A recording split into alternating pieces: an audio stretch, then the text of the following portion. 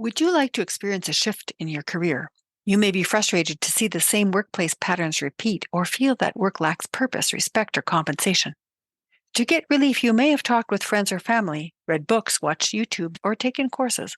All good strategies if you get unstuck quickly and move towards your goal. But if you're frustrated with your progress, you need an expert guide to become the hero of your own work story. And that's where I come in. My name is Marie Gervais, and I help people move from work trauma to career transformation. With a doctorate in culture and learning in the workplace, certification in emotional freedom coaching, and as a training and development professional, I've helped hundreds of stuck career professionals gain new insights and release what is not serving them. So if you're ready to turn wishful thinking into a meaningful, well-compensated career and are hungry to experience the power of coaching to get you there, let's talk. Get a taste of what career success could be for you. Go to trycoaching.link/biz. Biz is spelled B-I-S. See you there.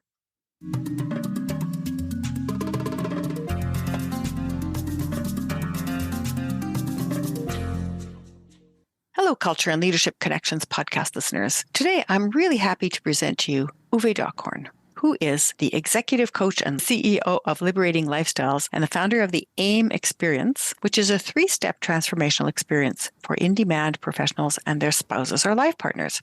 Uwe believes in cultivating the internal certainty and clarity that improve our outcomes financially in business and emotionally in relationships. What motivates him daily is to see these outcomes transforming his clients in delivering more than 17,000 live sessions on the AIM Experience worldwide over the past 15 years. As of December 15th, which marked his choice to start his business and is also his dad's birthday.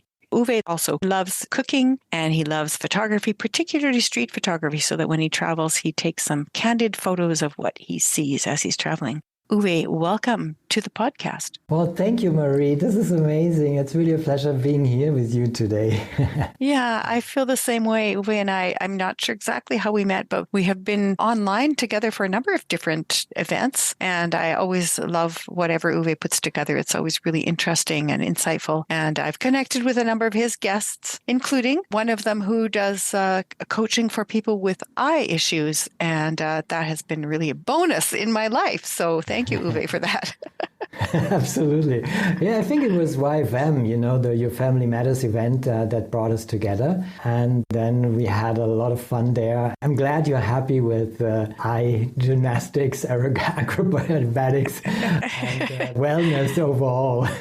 Yeah, I know. It's been really interesting. So tell the audience a little bit about who you are and what you do. A little bit more about your personal story, your family. Yeah, so it's really, when I grew up, I thought it was kind of like the normal living up. But when I was 28, I was realizing it was not all normal, because at that moment I was standing at the edge of a bridge and was really ready to let go. And as I was standing there, it was just a really cold winter night and I could see my breath as I slowly leaned forward, and I was at the end of a rope and I did let go. And at that moment, something happened, and for the very first time since my uncle and father had died and I lost everything else, I finally felt something inside me, and that drew me back from jumping and literally saved my life. And that night I learned an important lesson that still has value and effects today. I realized that that moment, that transformation requires more than just letting go of this so-called status quo. So, and without the other half of the equation, and you know this because I already shared this with you personally, letting go just leaves you in free fall. And, if all I'd done on that bridge, was to let go, I wouldn't be here talking to you today. And so you're probably wondering, what is the other half? Well, the second half of the equation is really to feel and perceive and let in what is already there. So I always say that letting go and letting in, it's a 2-part mechanism, and they're only complete as a pair. And on that bridge all those years ago, I let in a small spark that grew into a powerful flame. And as you mentioned earlier, I really, because of that experience in cultivating this internal certainty and clarity that can improve your outcomes financially in business and emotionally in relationships. And, to get to this point, there were so many things happening. And at the age of 10, I was sexually abused. I never told my parents. And this is really after I lost everything, I found myself on that bridge. And after that experience, I realized that there's more to it that I can allow myself to let in, and to really live my life that I'm living today is kind of like that sparked on that bridge. And so it really kind of like it's the continuation of personal growth every day and setting myself up the context and the environment to thrive and not just survive. That's really beautiful. And the way you told it is also so moving. Backing up a little bit to give us some context, what country were you born in and where do you live now? Well, I'm born in Germany and I'm still living in Germany. But there were so many years in between that I moved around. So I was partly also living in Italy. I speak Italian a little bit. And, since more than 20 years, I'm really speaking English as my main language. So it started really by finding more and more material about personal development and growth, and even before I became a coach in English. And so this all started my road in just really loving the English language, and also had to speak at one point. And also right early on from my business, I started doing Skype calls online, and was open for English clients. And so therefore, now 15, 20 years later, I'm just working internationally. 98% of my time I spend speaking English. Sometimes I forget to speak German. So, something that is just a side effect. And it's just, also it's just easier to think and strategize in English than it is in German. So That's interesting. It seems to me that the German school system is pretty good with teaching languages, because people that I've met from Germany that speak English and French, they speak whatever languages they started learning in school, they become at least conversational in. Did you start your English journey in school, or did it start afterwards? No, it started at school. I actually started with Latin. Yes. And that gave me the foundation of the grammar of the languages. And I was very young. I just learned it. I was really bad at Latin. And then I had to go into some intensive and really nail down the grammar. And I was really top of the class in Latin. And that just set up also, I think, my fable for communication and having my way around words. So then when I learned Italian, it was really not only because I was fortunate enough to spend a really long time also in Italy, halfway growing up there.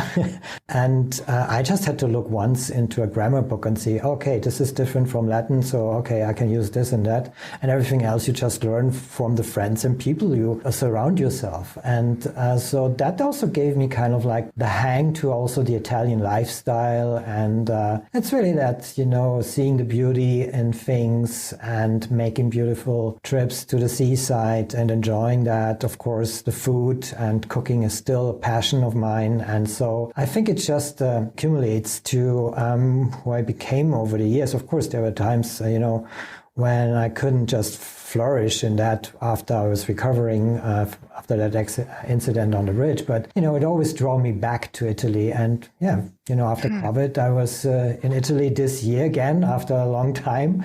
And it just, reconnecting and re-energizing with these old friends I've seen the first time 50 years ago. It's just gets me goosebumps shower, you know me. Goosebumps shower. Yes, yeah, that's great. And having these memories, and if you can go back to a place where the place is magical, the island of Elba in Italy, and the people, it's just so amazing. And, I'm really fortunate to carry that with me. And I think that helped me also a lot to overcome a lot of things in my life. Yeah, appreciation of beauty and nature. And also, I think you must have been a very sensitive child and able to perceive things at a level that would have been beyond what others would have seen. That must have been tricky to negotiate when you were a child. Yeah, I think because of what happened to me, I can say now now that I think that I was more sensitive, but I can't say for sure if I would have come out like that if that abuse didn't happen. So I only know that about myself, that yes, and that's also kind of like what enables me to see, feel, and perceive when I'm working one-on-one with my clients, because I can see things before they can see them. I can feel the things. I can go deeper, not only because I'm German. No, it's because you're you and you're intuitive. Exactly so. And I think that laid out the pathway for me without knowing it yet at that time. So it took me really a while. And, fortunately, when I was in my 40s, it really shifted to where I've become today. So there's really this experience that, a long, long time I was longing for something I didn't know exists. And that was really the moment all those years ago in my 40s, it was like almost 20 years ago, where I found something when it made internally click. And, I found, well, that's who I am and that's why I'm here. And that is, because I identified myself as being a coach. And so this was really the moment. This was it. And since then, I'm just continuing on that path. And I'm just expanding and learning and discovering and enhancing what I know being a coach. So, it's just kind of like all goes back to really feels for me now aligned to when it all started in my youth, and being open and able to talk to people. It wasn't always like fun in my youth, because after the abuse, of course, it's kind of like you can say it's almost split personality, because I enjoyed growing up and having fun and going out. I was more extroverted than I am today, but it ultimately led me to that edge of the bridge. And so because there was something missing inside me, and I know what it was. It was really, I couldn't trust. Yeah, the trust has been broken. It's pretty hard to feel that you can connect with others because they're just not trustworthy, right? Yeah. And although I was always open and outgoing, but that was also my protection.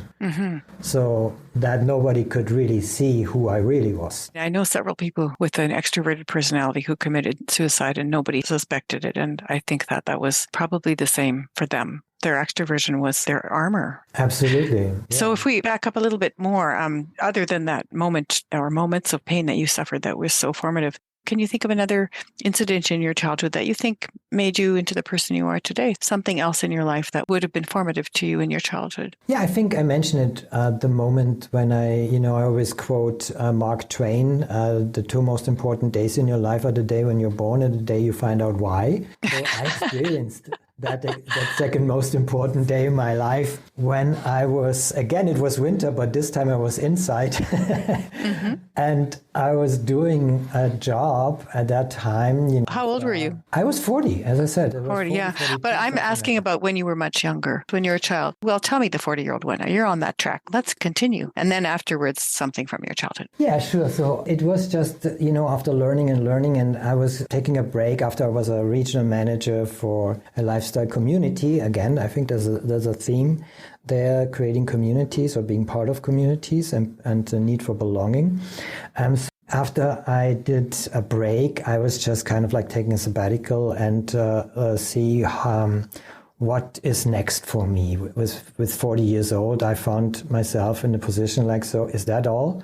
I never thought I would really love doing something I really, really love. And so I was looking. And I did courses, I did programs, I was in an academy where they, at one point, someone came up to me and said, well, it looks like you're always very helpful to people. And so we have this coaching and train-the-trainer program here in a combination. Would you be interested in joining us? And so I said, yeah, it looks great. So, and I was really at a transitional point in my life where I really want to go and for something new. And so I joined the program. I found it amazing what the coaches were doing with us. It was really great. And there was really one line that really still sticking with me today is, guiding people to their perceptions. That really resonated a lot. But what I did at the end of the program, I loved everything. I decided on purpose against becoming a coach. Interesting. Because I had too much respect of guiding people to their perceptions. So it's kind of like, yay. And so I just started as a trainer, and I created my own training programs. Complexity is not your enemy, stuff like that. And it was really great. And, but it was a training program. So offline trainings that time. So that was kind of like, you had 12 people. And so they had to jump over the so-called proverbial training wall, and then job well done. And there were always some of them who kind of like needed more attention and something more. And because the whole group had to jump over that wall, I couldn't spend more time with them one-on-one. So that bothered me a bit. And so then came the call to action, really a phone call from my former coach in my training, and said, hey, I'm becoming director of this academy and you want to join us here? I said yes. And so I joined them. I found myself in a one-on-one situation. So every new potential client came to my desk and I had conversations with them one-on-one. One after the other. And I just was very surprised that they were kind of like the question, so where are you going? Where do you want to go? Only 15% had a clear answer to that. Can you imagine? So I can imagine it quite clearly. Exactly. And 85%, I was shocked at that time, but not any longer. But so I developed something just out of hand, what I taught my training folks before. And so we did something in 10, 15 minutes. So they had on a sheet of paper, they had something. So I was like, oh, cool. Now I have a 5-year plan. So where I want to go. And then I could just say, okay, and this is how we can help you to get there. I converted like on the rocks. I don't know, I have like 85% conversion rate in that time. And so I found myself day after day in these one-on-one conversations. And at one point, after over 1,000 of these conversations, that was when that moment in the winter happened. And after a really fulfilling day, I just looked outside from the inside to this cold winter night and I reflected and I said, Uwe, what are you doing here? So you're using these coaching techniques, use the coaching questions and everything. Why don't you allow yourself to be a coach? And in that moment, it just made click. And this was really the moment that changed my whole life. That's a great story. You really are a good storyteller. Wonderful. Yeah, I can just imagine it. And also looking out in the cold winter because it's freakishly cold here right now. 42 below. Here we go. 42 below It's cool. Celsius. It's good when you're inside, right? And it's warm. Well, for me, it just makes me think we can't have any homeless people. We can't. Sparrows die when it's this cold. So, it just makes me both appreciative and also think, what can I do to help solve this problem? So that was a great story. And it reminds me a little bit about mine too, because I started in teaching and training and the coaching opportunities kept coming up. And then I thought I better get some training in this and move forward with it. And it just started to go from there. And I realized that I have talent that I kept denying all these years. And you probably realized the same thing. You have skill, you have intuition, you also have some coaching tools under your belt. So you've got everything you need to move forward. But it's funny how we don't always do what other people have seen in us even. Isn't it? Just need the tools sometimes. And so in my case, it was that, and I think in your case too. So that's like, only after I had these coaching tools, I even could consider becoming a coach. And it took me, I think these over 1,000 conversations to really get to that point. And to allow myself to say, yeah, this is it. And identification is one of the most powerful things that can happen to you. And so I use it in my program all the time to guide people to not only their realizations and their perceptions, but also to their true identity so they can determine their own identification, who they are, because that is what it needs to take. Because it's not something that is given to us. It's something that we need to claim, that we need to determine. And I always call this the perks of independence land. When you get there, you have to determine for yourself who you are. If you're still independence land and codependent, coming back to my topic with my life partners I work with, when you're kind of like one of the partners is more codependent on the other, you won't get to an interdependent level. You can't jump over independence into interdependence land. It doesn't work like that. You have to really, really gain independence in your relationship.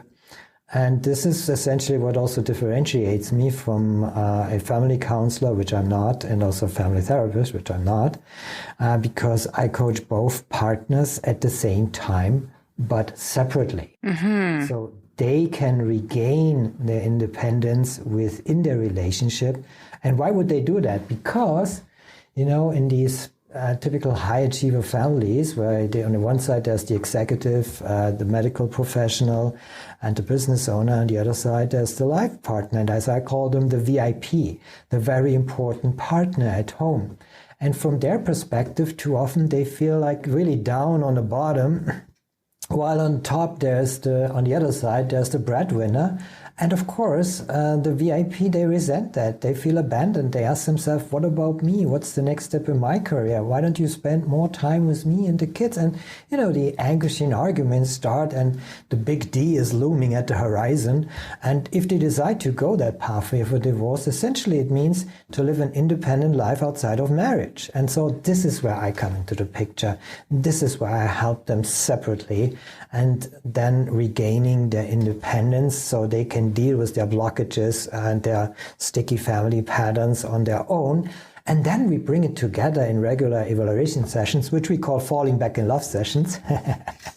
Lots of goosebumps moments there, you know me, about the goosebumps moments. Mm-hmm. And this also all started because they can realize, oh gosh, this is why I'm triggering you and you trigger me. And because they've dealt with it before separately for themselves, they are now ready to discover the truest, deepest connection they have. And that's the moments where they can upgrade their relationship to an interdependent one. Mm-hmm. And that means they are eye to eye again. And essentially that means that they can enjoy, as I call this, unshakable togetherness, more free time, and better results at work, while practically eliminating the risk of a costly divorce.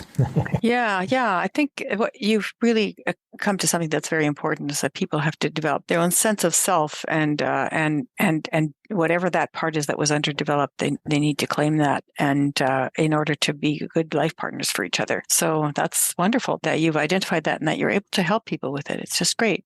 Is there something from your childhood that you saw around you that helped you to see relationships that way, do you think?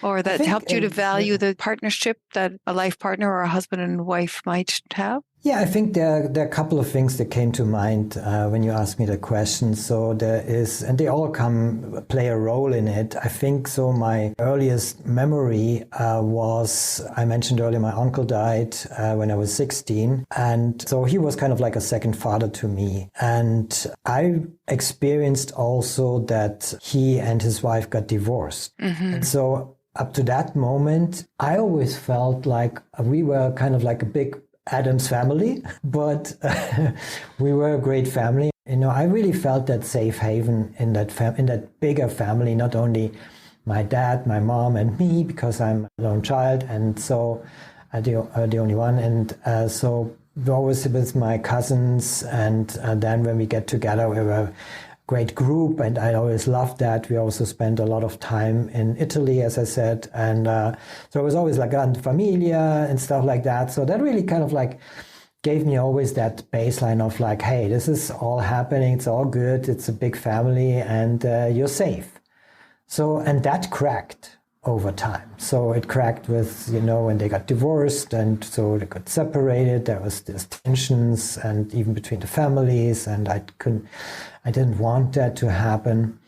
And so it just kind of like, beside all the other issues that I had to carry but wasn't aware of, it just formed my thinking in terms of like, and therefore also the lack of at those times. But I think it also influenced me later on. And, it comes really to these moments in your life, and I have to jump now back to kind of like in 2016, and this was today is, kind of like almost that day. So it was 2016, 6 days before Christmas, on December 18, my mother died. Yeah. 6 days before Christmas. And she was the last member of my core family, so to speak. And essentially in 2016, it became really clear, not in 2016, but in the following years, while working with predominantly first with the executives, but then more and more also with their life partners, it was clear, hey, family is so valuable that I would love to help them to keep that family. And it all ties back, of course, we know that from our family, but it makes so much sense to me now, and that I'm on that path, and it feels more than aligned than just being the coach. It's now being a coach with a purpose and a life's mission. Yes. Well, it's really a nice way of tying everything together. Very nice. So, I mean, Germany and Italy you've mentioned, and learning English you've mentioned. What cultures that you were born into or that you were experiencing regularly when you were growing up would you say you've adopted? I'm just thinking right now that typically in Germany people tend to be more reserved and more organized, and yet in Italy it's more sort of outgoing and spontaneous. I'm just wondering, did any of those things affect you and the way you developed, do you think? Or were there other cultural influences, maybe? Sorry. No, good. I think it's both ways. So I love to be thorough because I'm German, but I also love to let loose and enjoying myself. And so I think Italy, and also when I grew up later on, because music was a really important part of it, and also ties back to what I'm doing today, because I really wanted to figure out how does it work, because I was a DJ at times, I was a music producer at times. What drove me to becoming a music producer was because my dad died when I was 23, and I just felt we had a hospitality business that we had to give up after 1 year after my dad died. So there was no future in that. And so I just felt back to what I really loved at that moment, what I knew, and that was music. And so I was really influenced by that a lot, by that DJ culture in the early 80s. And, when the DJ culture started and so on, and then becoming a music producer, also going to Berlin. And so that helped. But I realized also kind of like at one point while I was producing that it's not so much what motivates me to produce the music in itself. It's fun, yay, it's rewarding, it's all good. But there was something deeper than that. And that was the realization I had, what really motivated me was to figure out how does it work to produce music. So the analytical part of it, because at that time we started not playing instruments, we were just playing electronic music. And so how does it work and how does this function? Essentially, I realized at that time, without knowing yet, that this is my superpower. So my superpower is really to decipher patterns and translate them into form. And that essentially is the same thing I did with music for myself, to go deeper, to figure something out here. So how does this connected? Why are these instruments working with each other and not? And how long do they have to play them and stuff like that? So it really is a similar situation from my perspective and experience as sitting in front of a human being and figuring out, hey, what is it that that drives them, and why is that? And the curiosity and the motivation to go deeper and deeper and deeper until they can feel it. And the moment they can feel it, I can feel it too. You have a resonance, right? And at that moment, I get a goosebump shower internally. I say, okay, here we are, now we are there. If I'm not there, it's also an indicator for myself to dig deeper and to just continue to ask questions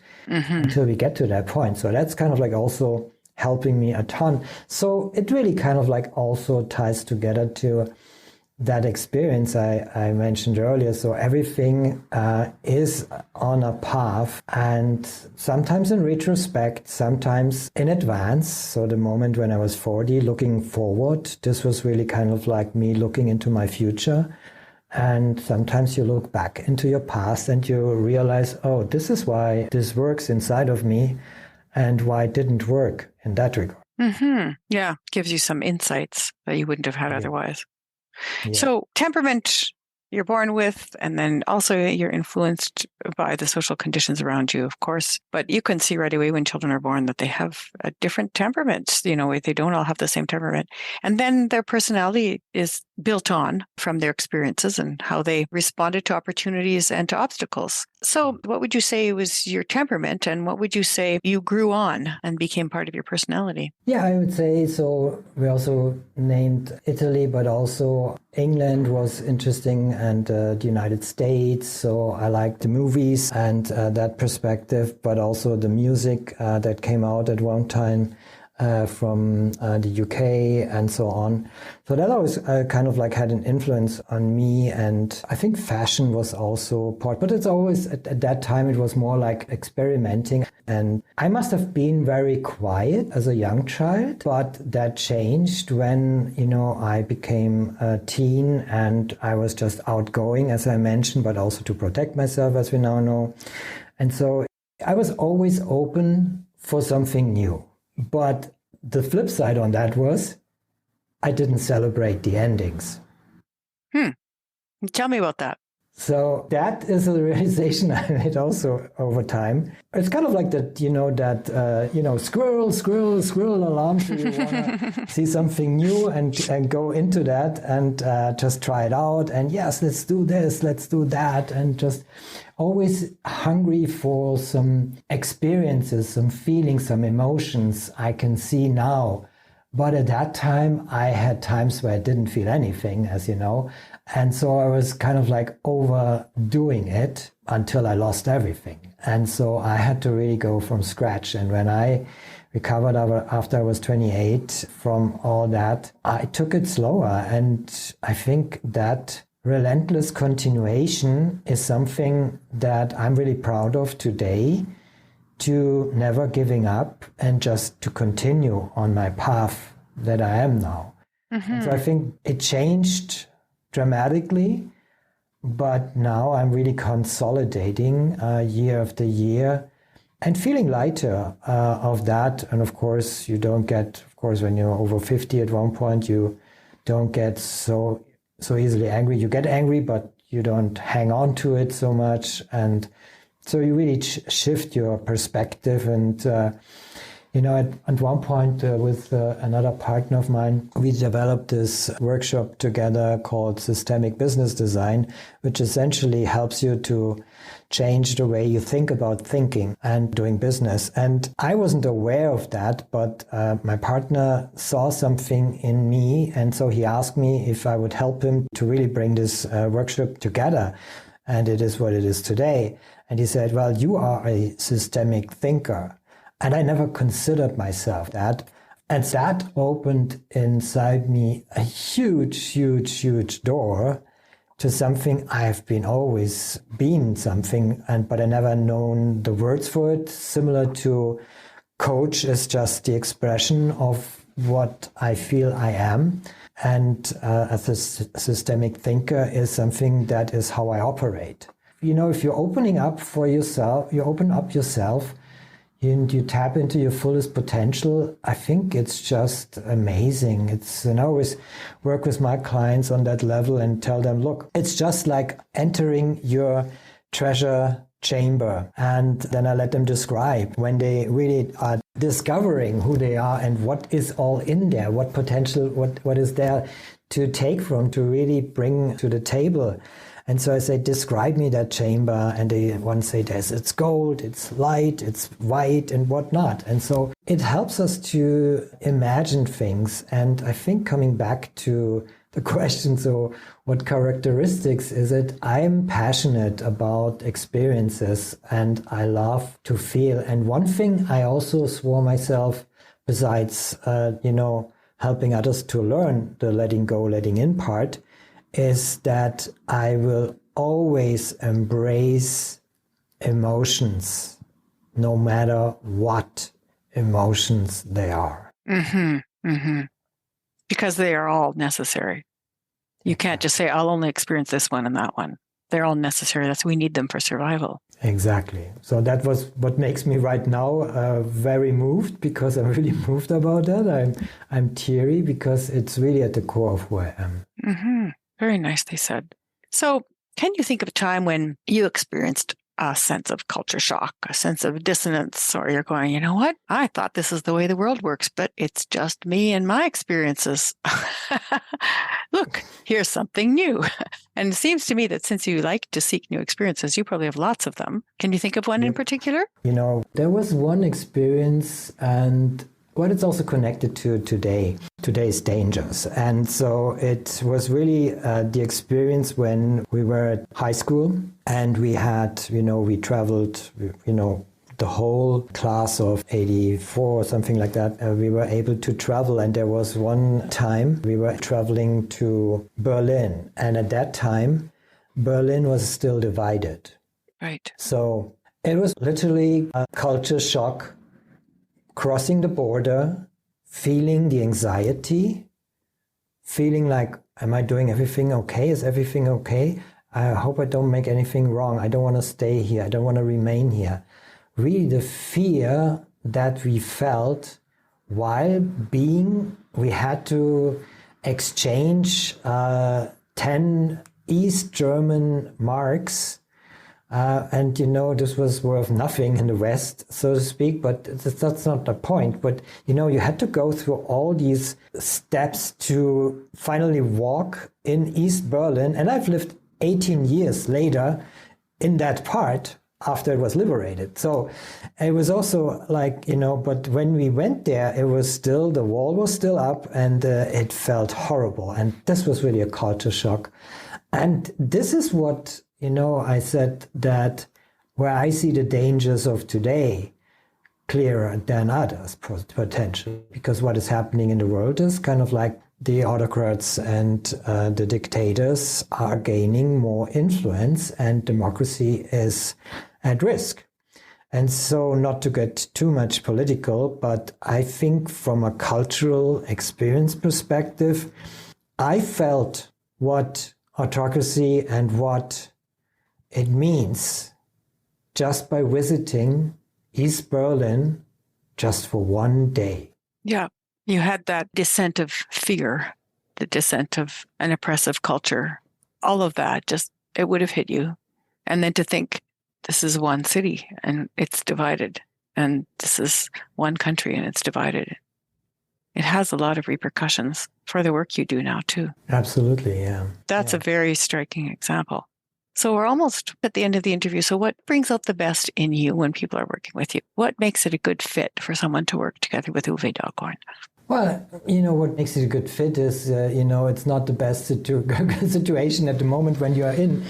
So possibly you are experiencing, you're feeling disconnected from your partner, you kind of lost the spark, you're arguing with each other even though you don't intend to, or you're experiencing a lack of passion and everything feels routine and mundane. And you know that, things are not quite ideal, and you feel that. But what you don't have, not yet at least, is a clear plan for what to do about it. And I can help with that. And so, as I mentioned, I do things differently with life partners. And so to work with me, it's just as easy as reaching out to me and book a chat with me, or go to one of my live demonstrations that I run monthly at Uwe Dockhorn, I spell that, UweDockhorn.com. That's demo.uwedockhorn.com. So you always be forwarded to the next live demonstration. If you are kind of like your time is rare and spare, you can also look on my homepage where it's uwedockhorn.com, where we have a quiz, and it's really fine-tuned to high achiever families, for relationships. And the question we pose in front of you is, what's your number one stress relief blocker? And you find an answer to that easily. Yeah, so I think that is just to get in touch with me, and I'm open. I'm always looking to see deeper and help you to guide you at one point if you allow me. And yeah, here we go. That's great. You answered the second question I was going to ask, which was, would you like to promote something? So that's perfect.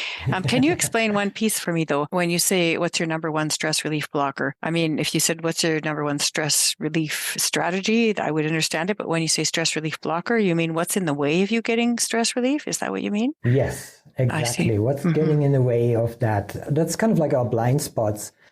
So it's important in relationship because when you and your life partner are having any communication with each other and you try to find common ground and you don't know essentially what is the blocker here from your partner, so you can just enjoy something in that moment and you're not aware of that. That is why it's so important to understand not only yours, but also the stress relief blocker of your partner, because both insights is kind of like the next step to understanding and to getting to that deepest connection that is possible that I described earlier. Well, I'll make sure that's in the show notes. And I really appreciate the time that you spent with this right now and just with our audience. And I'm wondering if there's anything else you'd like to say to end our interview today. Thank you so much, Marie. It was really a pleasure talking to you. It's always a pleasure talking to you and fun. We could do this more often. I agree. So I just want to leave your audience with that, what I mentioned earlier. This, if I would share with you one thing, is you are able to not only letting go, because that is what typically you are trained to do, you are told to do, to let go, but there is at the same time the letting in part, and that is something that is missing. And nobody taught you that. It's not your fault until now, of course. And so therefore, letting go and letting in and just hearing it right now is something to keep in mind. So you're capable. It's a mechanism. It's, letting go and letting in, and it's happening at the same time, and they're only complete as a pair. And if you are in a situation, don't be part of the problem. Let it go. And be part of the solution by letting in. That's a lovely way to end. Thank you so much, Uwe. Thank you.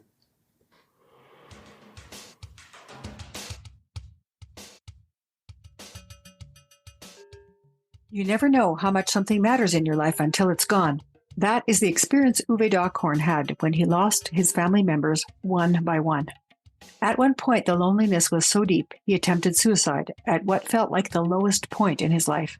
Pulling himself back from the brink and recovering from the damage was no easy task, but the insights gained in the process created the groundwork for him to develop as a deeply intuitive success coach.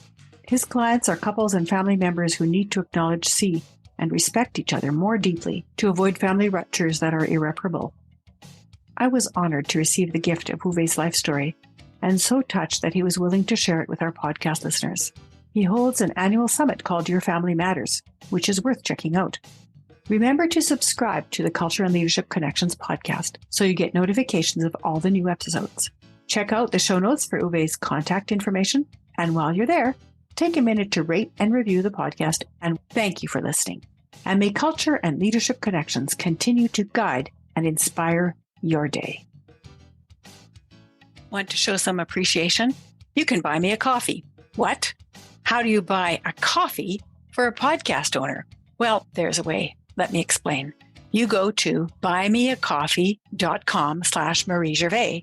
That's spelled MarieGervais.